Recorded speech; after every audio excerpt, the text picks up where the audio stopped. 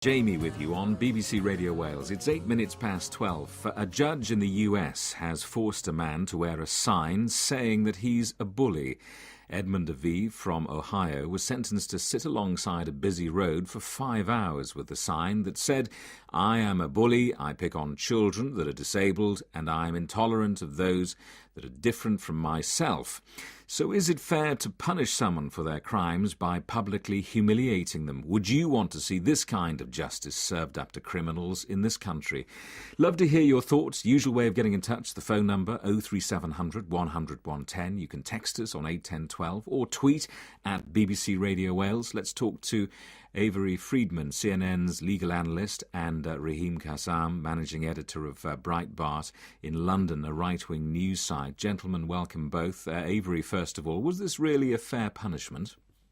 Oh, I think it's a foolish punishment when individuals engage in such serious antisocial behavior. It's time to put them away. The idea of subjecting this wrongdoer, and what he did was terrible, Jamie. Harassing disabled children and their families for a length of time. This is a fellow that belongs behind bars. The idea of subjecting him to taunts and potential threats by citizens sitting out in public is not what a judicial system should do, and in my judgment, the judge was all wrong in what she did. He was also sentenced to serve 15 days in prison. Yes, suspended, and then also he'll be under court watch, supervision, under probation for a period of time. Raheem, your thoughts on this? I mean, was it fair of the judge to give him this sentence? So I think what we need to consider is, what we want our judges doing. We want our judges to be using, the resources at hand to stop people doing these things in future. The judge would have considered, right, what is the best way to stop this man repeating his actions? Is it to send him to prison? In American prisons are massively overcrowded. To send a man to prison for an extended period of time for something like this may not be the optimum solution. What is going to really dissuade him from doing it again? And she came to the conclusion that humiliation, public humiliation, was the way to stop this man doing it again. He humiliated other people, and other people are now able to humiliate him.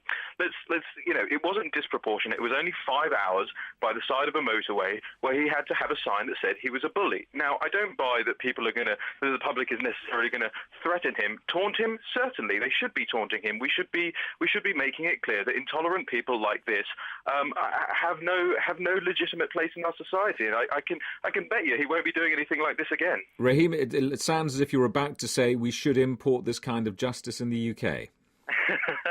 Well, I wasn't about to say that, but if you press me on it, then I would say absolutely.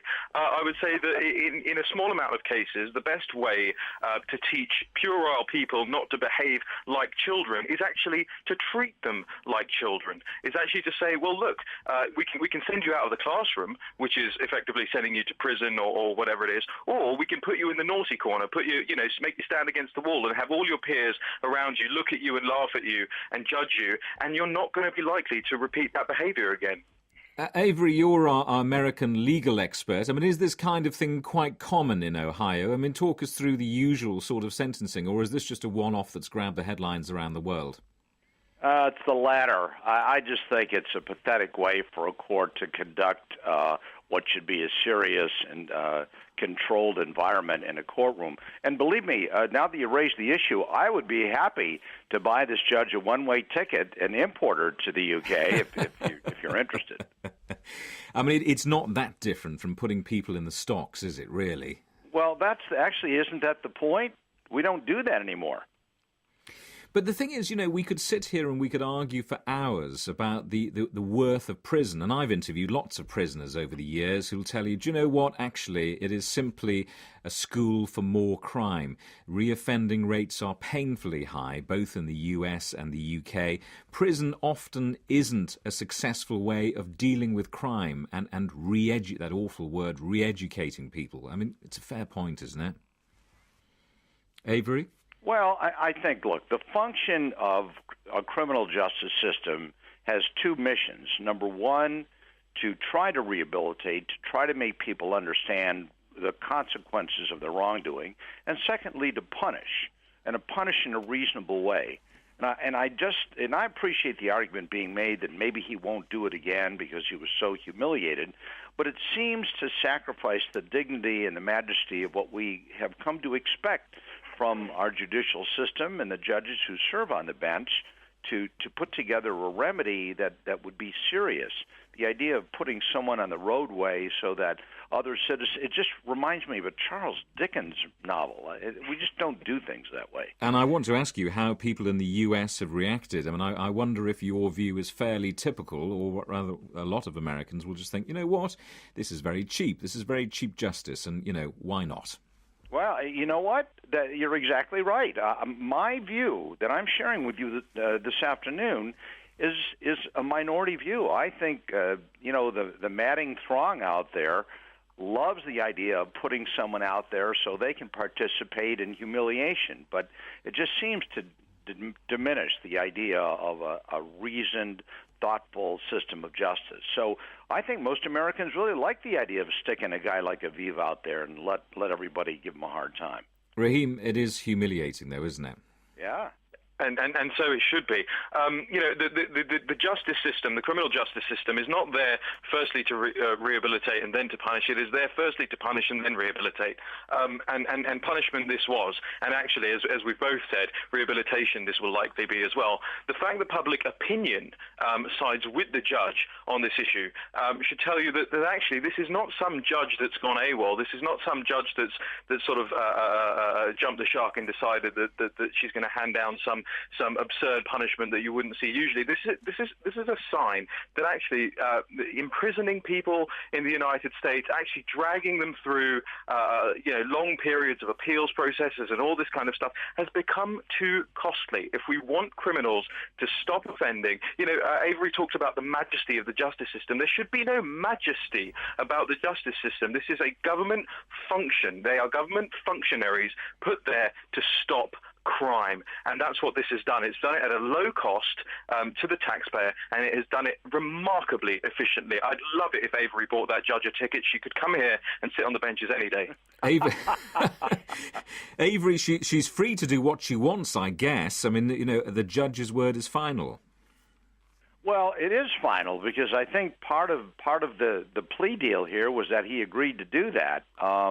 And it's not the first time we've seen this. It happens with lower level judge, not the high level judges or the federal judges. And believe me, it attracts enormous media attention. And people go out of their way to pull up to the guy and call him names and threaten him. And I don't know. It just seems to diminish what I like to see courts do. And generally, even though, yes, there are issues, by and large, our system works. So if we're gonna throw people to the wolves out there and let that be a form of justice, it's just something that I can't abide. Well, you might say your system works, but your jails, like ours, are overcrowded, and your judicial system is incredibly expensive. And some might say the reoffending rate in both countries, by and large, is embarrassing. It doesn't work, does it? And I suppose the argument is, but sticking this guy out on the corner of the highway might be one alternative. Let's see how it works. It's creative, no doubt about it. It just seems to diminish what we expect to see, some order in a process, and I just don't like the idea of having citizens out there engaged in the punishment rather than a court. I guess if this had happened in Europe, this guy would say perhaps that this sentence was against his human rights, Raheem. Absolutely. You can't see something like this happening in Britain today. I mean, the government would be dragged to the European Court of Human Rights, probably end up paying out 5 or 6 figures as compensation to this guy. Well, Avery may have a point. But why is that? Well, why is that? Because we have this absurd modern notion that human rights should include your right to offend and humiliate someone else without being offended and humiliated back. We've got it all topsy-turvy. And Avery, I take your point that this may sort of put the criminal justice a bit more in the public square that we would encourage on a daily basis. But in this country, we've got it completely the wrong way around. Government and super governments such as the European Union now have far much more to do with British national legislation and rules than they absolutely ever should do. So I think we should probably end up somewhere between yours and my points. Well, you have a choice. I mean, we were a colony at one time and broke away. Maybe you'll have to do the same thing. And Avery, we miss you every day. You're always welcome to come back and rejoin the United It's always fun to be with you.